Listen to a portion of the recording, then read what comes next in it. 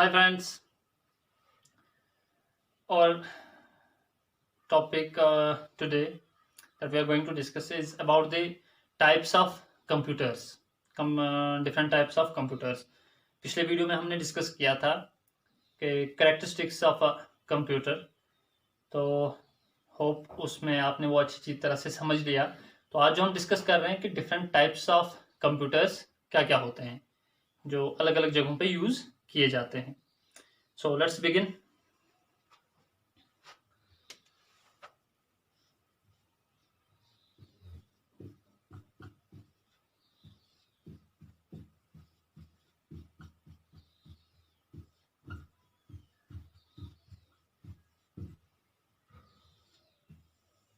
देखिए, कंप्यूटर्स जो हैं, कंप्यूटर्स जैसे हमने पुराने अपने एक वीडियो में history and generations of computers में हमने डिस्कस किया था कि कंप्यूटर्स जो हैं पहले बहुत बड़े बड़े कंप्यूटर्स आया करते थे। With the passage of time ऐसा हुआ कि कंप्यूटर्स का साइज जो है वो रिड्यूस होता गया, छोटा होता गया। और पहले पहले जो कंप्यूटर्स थे वो इतने कॉस्टली और इतने हैवी थे कि उन्हें एक बंदा घर में लाके नहीं रख सकता था। ना तो परचेजिंग पावर था हमारा उतना, और ना ही उतनी जगह हमारे पास स्पेस थी कि उतना बड़ा कंप्यूटर हम लाके घर में रखते, कोई एफर्ट नहीं कर सकता था। तो with the passage of time धीरे धीरे धीरे क्या हुआ कि पर्सनल कंप्यूटर्स आए और हमारे घरों में पहुंच गए। And today we can see कि हर बंदे के पॉकेट में एक कंप्यूटर है। ऑलराइट, सो अब हम आज ये डिस्कस करेंगे प्रेजेंट डे में ऐसी कौन सी कैटेगरीज हैं जिनमें कंप्यूटर्स को अलग अलग डिवाइड किया गया है, डिफरेंट टाइप्स कौन कौन से हैं। तो स्टार्ट हम करते हैं with our micro computers.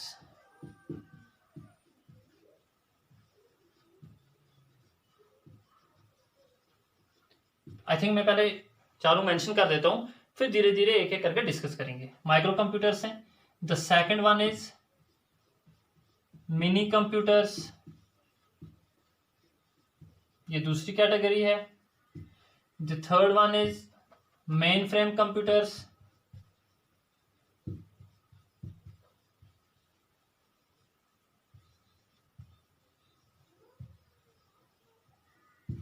And the fourth one is super computers.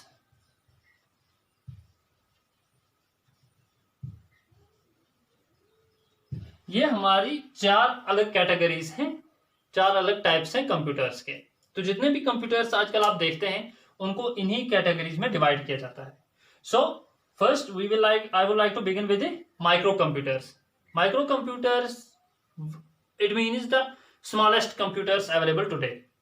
जो आज के दौर में, आज के टाइम में, आज की डेट में जो भी छोटे कंप्यूटर्स आते हैं वो सब माइक्रो कंप्यूटर्स की कैटेगरी में आते हैं।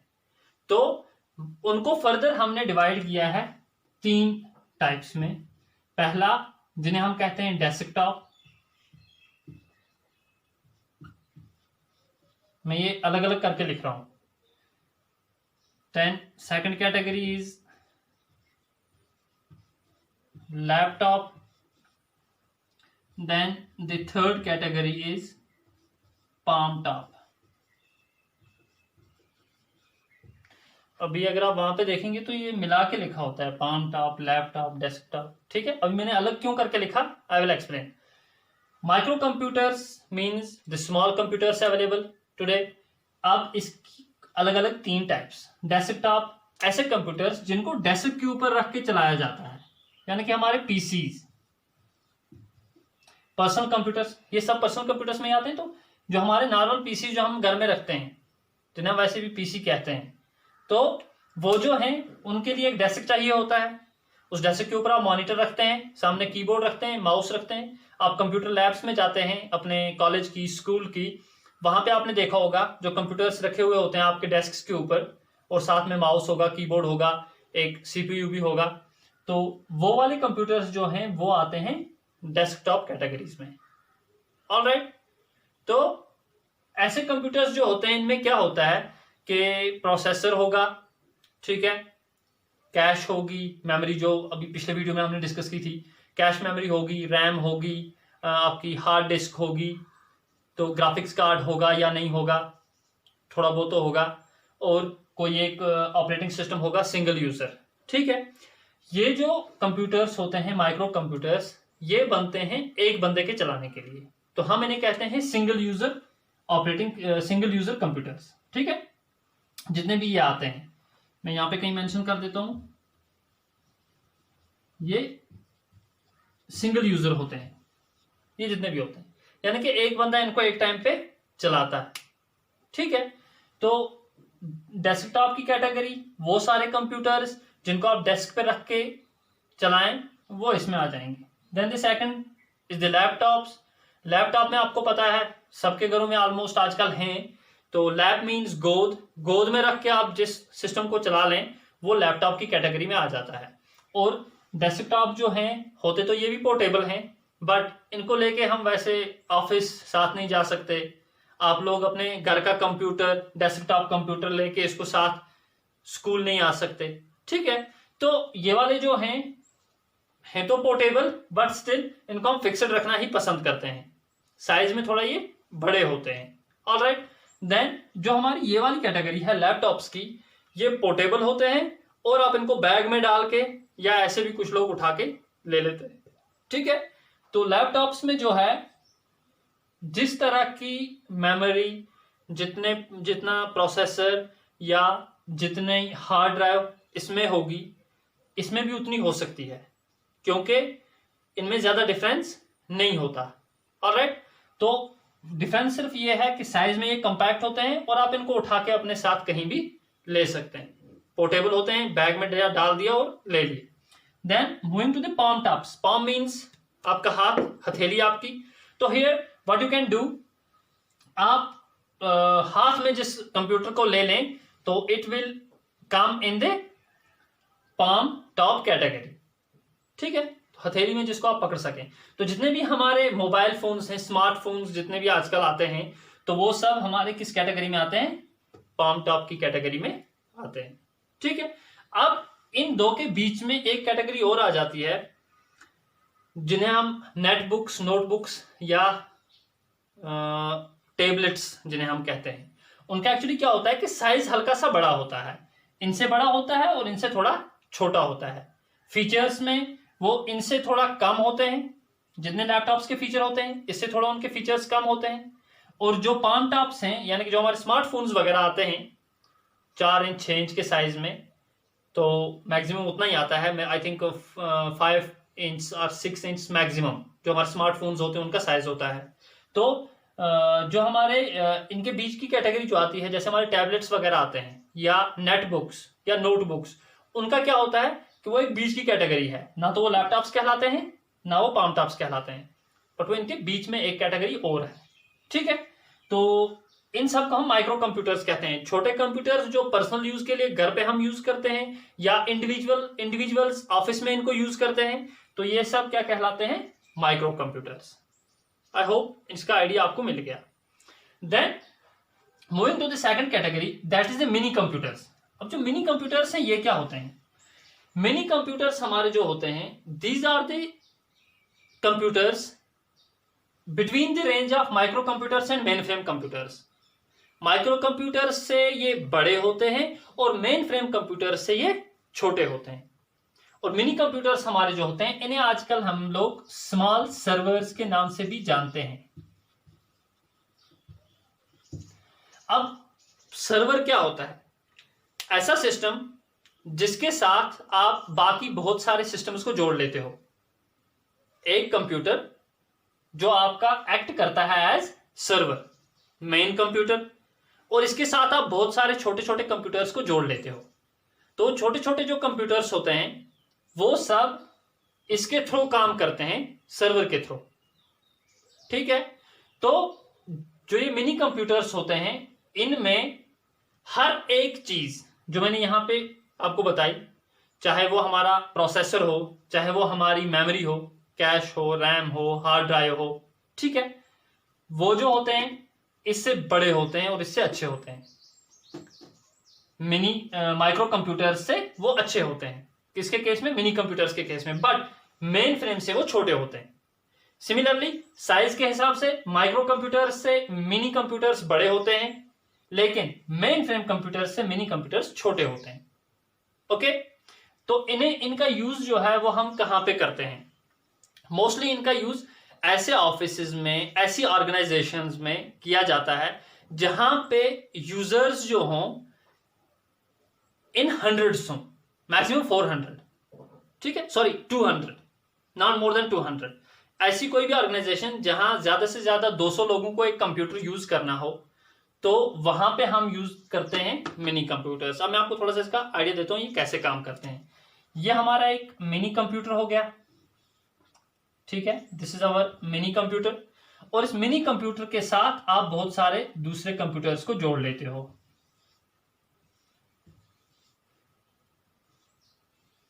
अब ये जो कंप्यूटर्स हमने इसके साथ जोड़े, ये दो तरह के हो सकते हैं। ये जो कंप्यूटर्स हमने इसके साथ जोड़ दिए, ये मिनी कंप्यूटर है, और इसके साथ ये कंप्यूटर्स जोड़ दिए, ये कंप्यूटर्स दो तरह के हो सकते हैं। या तो इन्हें हम कहते हैं डम्ब या इंटेलिजेंट।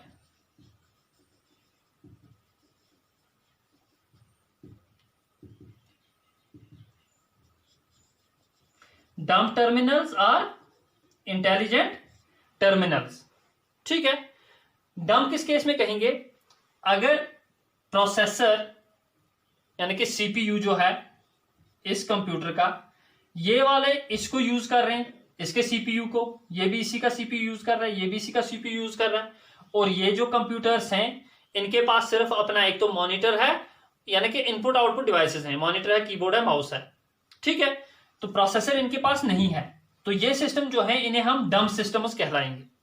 यानी कि इनको जो भी प्रोसेसिंग करनी होगी वो ये इस पे करेंगे, जो इसके अंदर डेटा होगा उसी के ऊपर ये प्रोसेस करेंगे, और जो इसका सीपीयू होगा वही डेटा को प्रोसेस करेगा। उनके पास सिर्फ आउटपुट जाएगा, वो सिर्फ आउटपुट को देख सकते हैं, प्रोसेसिंग उनके पास नहीं है। इनपुट दे सकते हैं, डेटा यहां से प्रोसेस होगा, उनको सिर्फ आउटपुट मिलेगा।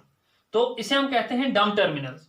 दूसरे ऐसे होते हैं जिनके पास अपना सीपीयू होता है, लाइक दिस, इसके पास अपना सीपीयू है, इसके पास अपना सीपीयू है, इसके पास मान लो अपना सीपीयू है। तो ये वाले जो हैं ये इसका सीपीयू भी यूज कर सकते हैं और अपना सीपीयू भी यूज कर सकते हैं। ऑलराइट, तो इस केस में ये जो है हमारा main frame computer, this becomes server, ठीक है। और ये जो बाकी हैं ये टर्मिनल्स कहलाते हैं, और कोई डम्ब टर्मिनल होगा या तो फिर इंटेलिजेंट टर्मिनल होगा। ऑलराइट, तो मिनी कंप्यूटर्स जो होते हैं ये फ्रॉम 4 to 200 यूजर्स ये सपोर्ट कर सकता है। जो हमारा मिनी कंप्यूटर्स हैं कहीं भी यूज होते हो, चाहे छोटा कोई हमारी छोटी सी ऑर्गेनाइजेशन हो, छोटी सी कहीं पे फैक्ट्री हो जहां पे यूजर्स हो 200-300, ठीक है, या छोटा हमारी बैंक की कोई ब्रांच हो, वहां पे भी हम इसको यूज कर सकते हैं। तो कहना यह है कि it's a limited user system, maximum up to 200, ठीक है। तो अब इसमें एक चीज और भी है, ऑपरेटिंग सिस्टम जो यहां पे यूज होता है, यहां पे मैंने आपको बताया कि सिंगल यूजर ऑपरेटिंग सिस्टम, यानी कि एक सिस्टम बनता है एक ही बंदे के यूज करने के लिए, बट यहां पे जो ऑपरेटिंग सिस्टम्स यूज होते हैं they are multi user operating systems.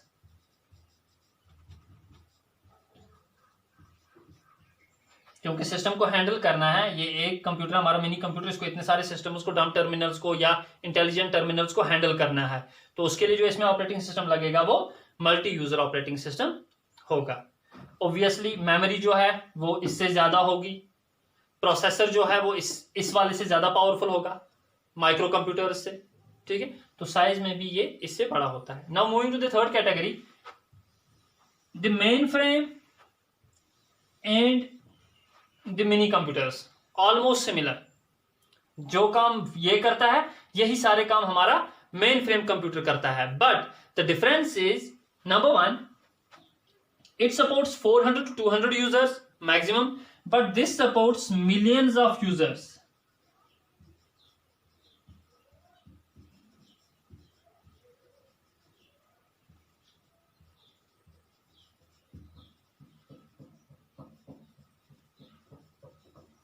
it supports millions of users simultaneously. Here this system, it used to support just 200 users, but it again uses the multi-user operating system, but along with that it supports millions of users. So now imagine, okay, so here when it supports millions of users, obviously its processor must be higher than mini computers, its memory must be larger than mini computers. Got it? तो ये जो main frame computer हमारे होते हैं ये mini computer से बड़े होते हैं. अब जब ये मिनी कंप्यूटर से बड़े होंगे तो ऑब्वियसली इनकी कास्ट बड़ी होगी, इनकी परफॉर्मेंस भी बड़ी होगी. ऑलराइट, तो there is just this difference that you have to remember, but this difference makes a huge difference. जब इसकी स्पीड बढ़ जाती है, मेन फ्रेम कंप्यूटर्स की स्पीड बढ़ जाती है, जब इसकी कैपेसिटी बढ़ जाती है, मेमोरी कैपेसिटी, ठीक है, और जब इसकी यूजर्स बढ़ जाते हैं तो ऑब्वियसली ये जो है ये इससे बहुत ज़्यादा पावरफुल बन जाते हैं. और ये जो मेन फ्रेम कंप्यूटर्स हैं मोस्टली बड़ी बड़ी ऑर्गेनाइजेशंस में यूज़ किए जाते हैं. जैसे गवर्नमेंट अपने डिफरेंट डिपार्टमेंट्स में एक कोई सर्वर बना दिया, एक कंप्यूटर, और बाकी डिपार्टमेंट्स सारे उससे एक्सेस कर रहे हैं. बैंक्स हो गए हमारे, बैंक्स हमारे उनका एक सर्वर रखते हैं वो किसी एक जगह पे. Suppose state bank of India की एग्जांपल ले लें तो स्टेट बैंक ऑफ इंडिया को एक टाइम पे कितने यूजर्स एक्सेस करते होंगे थ्रू आउट इंडिया की बात करते हैं, not world, through out India. State bank of India के कितने कस्टमर्स हैं. आपका अकाउंट मान लीजिए दिल्ली के किसी ब्रांच में है और अभी आप कश्मीर घूमने आए हैं, तो कश्मीर में आप किसी भी एटीएम से पैसे निकालते हैं तो वो आपको कैसे देता है, उसी टाइम पे कितने लोग थ्रू आउट इंडिया पैसे निकाल रहे होंगे, और सबको मेन फ्रेम कंप्यूटर का थोड़ा अटेंशन चाहिए. तो ऐसा नहीं है कि कंप्यूटर बोलेगा कि नहीं भाई आप थोड़ी देर वेट कर लो, अभी तो मैं झारखंड में किसी को पैसे दे रहा हूं. तो ऐसा नहीं है.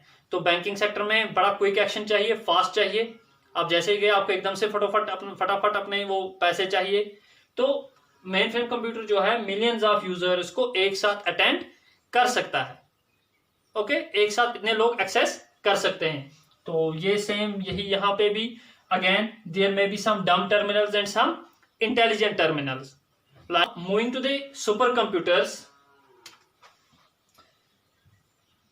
Moving to the supercomputers, this is the topmost category of computers today. Supercomputers कौन से होते हैं? Supercomputers हम किन्हें कहते हैं?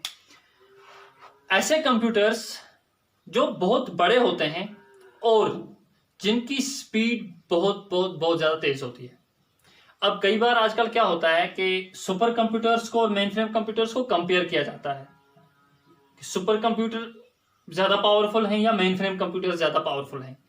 इसमें मैं आपको एक बात बता दूं, जो सुपर कंप्यूटर्स हैं, जो मेन फ्रेम कंप्यूटर्स हैं, इनका फोकस ज्यादातर डेटा पे रहता है, डिफरेंट यूजर्स पे रहता है, डेटाबेस पे रहता है कि कितने ज्यादा से ज्यादा यूजर्स को हम एक्सेस दे पाएंगे, कितना क्विक हम डेटा अपना मैनेज कर पाएंगे. ठीक है, तो ये उस पर फोकस करते हैं. वाइल एज जो हमारे सुपर कंप्यूटर्स हैं ये फोकस करते हैं स्पीड पे, कितना जल्दी हम एक इंस्ट्रक्शन को एग्जीक्यूट करेंगे, ये उस पर फोकस करते हैं. ऑलराइट, तो ओवरऑल अगर देखा जाए तो ये तो ज़्यादा पावरफुल है ही ऑब्वियसली, क्योंकि इनकी स्पीड बहुत ज़्यादा तेज होती है, वो इसको पावरफुल बना देते हैं. बट कई बुक्स में आपको इनका कंपैरिजन इस तरह से मिलेगा, इसलिए मैंने बता दिया. सो अब सुपर कंप्यूटर्स जो हैं, इसका मैं आपको ये बता दूं पहले ही, हर एक कंट्री के पास सुपर कंप्यूटर नहीं है. क्यों? क्योंकि सुपर कंप्यूटर्स को बनाने में एक तो इन्वेस्टमेंट बहुत ज्यादा चाहिए, दूसरा आपको स्पीड अप करने के लिए टेक्नोलॉजी बहुत बढ़िया चाहिए, तो जो कि हर एक कंट्री के पास अवेलेबल नहीं है. माइक्रो कंप्यूटर्स तो आपको हर दुनिया के हर किसी कोने में हर कंट्री में मिलेंगे, इवन मिनी कंप्यूटर्स भी ऑलमोस्ट, मेन फ्रेम भी मान के चलो. बट सुपर कंप्यूटर्स अभी तक हर एक कंट्री के पास अवेलेबल नहीं है.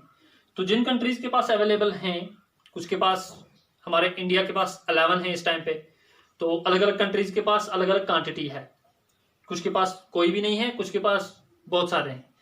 अब बात करते हैं कि इनमें क्या क्या चीजें होती हैं ऐसी जो इनको खास बनाती हैं. पहली चीज जो इनकी है जो अभी कंप्यूटर के कैरेक्टर्स ऑफ कंप्यूटर में हमने डिस्कस किया था लास्ट वीडियो में, दैट वाज स्पीड।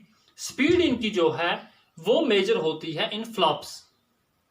ये उस वीडियो में भी हमने डिस्कस किया था। यहां पे थोड़ा सा मैं आपको फिर से वो करा देता हूं, एक बार रिफ्रेश करा देता हूं कि फ्लॉप्स में यहां पे मेजर होती है इनकी speed. Now what's flop? It is floating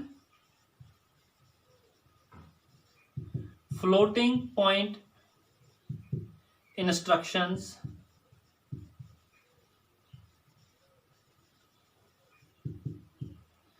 पर second. Floating point instructions per second. Now let me tell you, जो ये बाकी के सिस्टम हैं इनमें अगर आपको कभी भी स्पीड मेजर करनी होगी तो वो होती है मेजर, आपने वैसे सुना होगा मेगाहर्ट्ज या गीगाहर्ट्ज। तो हम जनरली एक टर्म यूज करते हैं कि मिलियन इंस्ट्रक्शंस पर सेकेंड। जो बाकी के सिस्टम है इनमें हम मेजर करते हैं MIPS, million instructions per second, यानी कि एक सेकंड में कितनी मिलियन इंस्ट्रक्शंस एग्जीक्यूट होंगी। ठीक है, अब यहां पे जो है, यहां पे बात आ जाती है फ्लोटिंग पॉइंट की। फ्लोटिंग पॉइंट की किस लिए आती है? क्योंकि फ्लोटिंग पॉइंट मींस ऐसी टर्म जिसमें डेसिमल आता हो बीच में, लाइक दिस 925.321। अब जिसमें ये आ गया, ठीक है, this is known as a floating point. ठीक, तो जहां पे ये आ जाए और इसके आगे का जो ये है, नॉर्मली हम अपनी कैलकुलेशन में इसको कंसीडर ही नहीं करते हैं। अगर हमें कहीं कोई कैलकुलेशन करनी होती है, से फॉर एग्जांपल 23.6.42.3, तो हम क्या करते हैं 63956, तो हम इसको इग्नोर ही कर देते हैं। हम इसको या तो 66 बना देंगे या फिर 65 ही रहने देंगे। हम कहेंगे कि भाई इसकी बात ही खाओ। ऐसा होता है हमारी कैलकुलेशंस में। बट जो ये कंप्यूटर्स हैं, सुपर कंप्यूटर्स, ये आपको अगर डेसिमल के बाद 100th नंबर भी होगा, डेसिमल के इधर अगर 100th नंबर भी होगा, ये उसको भी नहीं छोड़ता है, उसका भी पूरा का पूरा हिसाब रखते हैं ये। तो इसीलिए इनमें जो कैलकुलेशंस होती हैं, जो इसमें स्पीड मेजर की जाती है, इसे हम कहते हैं floating point instructions per second. अब इसका हिसाब क्या है? हिसाब इसका ये है कि अगर एक सुपर कंप्यूटर है और उसकी जो स्पीड है इट इज 1 मेगा फ्लॉप, से मान 1 MF, 1 mega flop. Alright, it means 1 million floating point instructions per second. समझ गए? अगर आपके सुपर कंप्यूटर की, हमारे किसी भी, उसकी स्पीड जो है दैट इज 1 मेगा फ्लॉप, तो इट मींस वो एक सेकंड में 1 मिलियन फ्लोटिंग पॉइंट इंस्ट्रक्शंस को एग्जीक्यूट कर सकता है। ठीक है, अब जो हमारे पीसीज हैं, मैंने आपको नॉर्मल बताया था, नॉर्मली जो अभी स्पीड आ रही है उन कंप्यूटर्स के केस में मैक्सिमम 3.5 गीगाहर्ट्ज तक जाती है। 3.5 गीगाहर्ट्ज पर सेकंड, ये हो गई इनकी स्पीड, जिनमें MIPS होता है, million instruction per second. 3.5 gigahertz, ठीक है। 1 gigahertz is equal to 1 billion instructions per second. Now 1 billion multiplied by 3.5, तो आपको मिल जाएगा कि इस कंप्यूटर की स्पीड कितनी है। ऑलराइट, अब जो ये वाले हैं इनकी स्पीड कहां तक जा सकती है, आई विल टेल यू। अगर 1 MF है तो 1 मिलियन फ्लोटिंग पॉइंट्स पर सेकंड। अब 1000 MF make 1 giga floating point, ठीक है। Now when 1000 gigaflops, it is equal to 1 teraflop.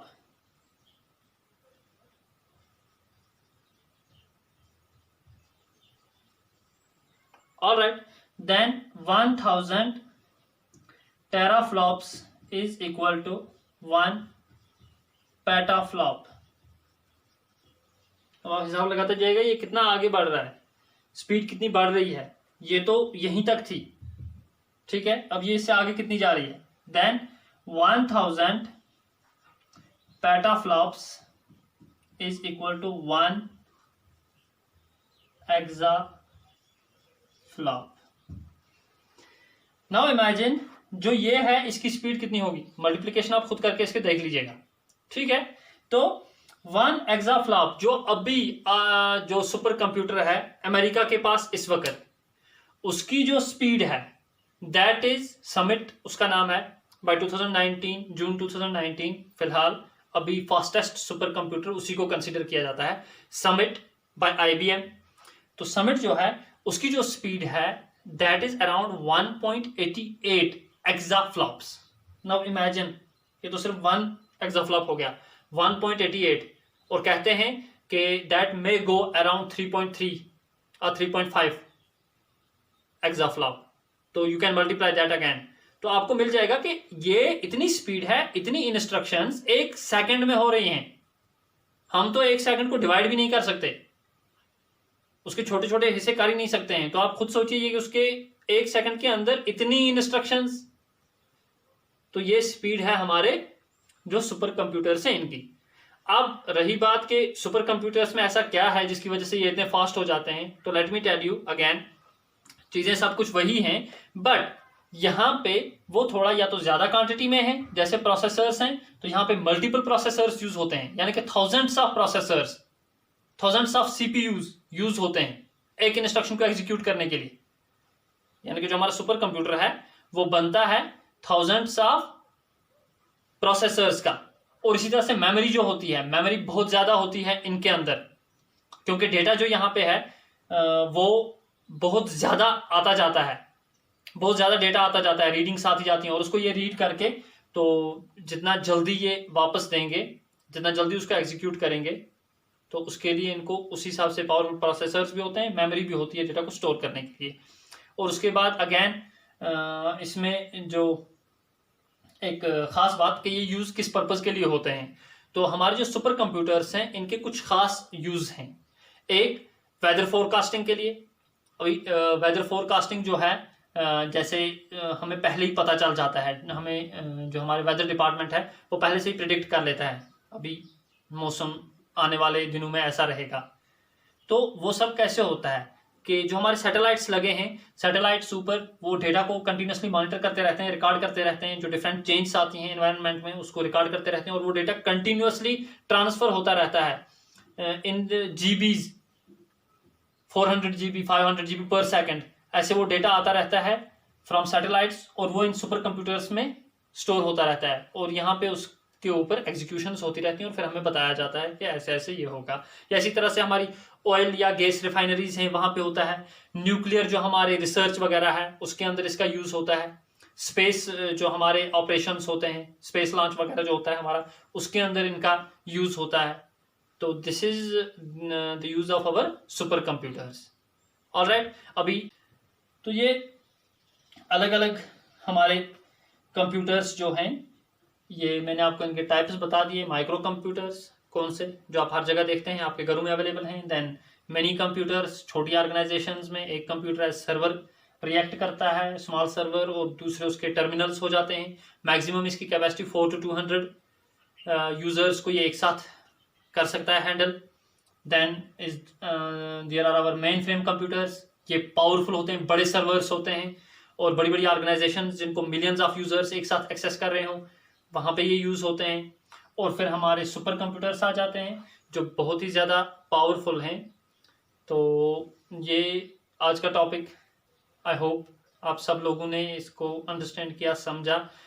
इसमें एक चीज़ थोड़ी सी मैं और बता देना चाहता हूँ यहीं पे, कि जो अभी पावरफुल कंप्यूटर वर्ल्ड का जो है जिसे हम समिट कहते हैं, समिट का साइज जो है, ये सुपर कंप्यूटर्स कोई छोटे से कंप्यूटर नहीं होते हैं। तो सुपर कंप्यूटर जो होते हैं बहुत बड़ा स्पेस लेते हैं। तो ऐसे एक बार वाइवा में एक बार बच्चों को पूछा था, मैंने कहा सुपर कंप्यूटर्स के टाइप्स बता दो, तो उसने बता तो दिए। मैंने कहा सुपर कंप्यूटर कभी देखा है, तो बोले सर हाँ पापा के पास है। मैंने कहा बहुत अच्छी बात है। तो उनके पापा के पास लैपटॉप था। तो ऐसा हो जाता है, बच्चे जो छोटी क्लास के होते हैं, मैं उनकी बात कर रहा हूँ। तो आप तो माशाल्लाह सभी बड़े काबिल हैं। यहाँ पे अब जो सुपर कंप्यूटर इस वक्त है वो समिट, उसका साइज है around that occupies space of 5600 square feet, 5600 square feet. तो खुद ही अंदाजा लगा लीजिए कितनी बड़ी जगह उसने ऑक्यूपाई की है। और उसका जो वेट है that is around 340 tons. Got it? 340 tons. तो that's all for this. Rest मिलते हैं इंशाल्लाह नेक्स्ट वीडियो में। Thank you very much.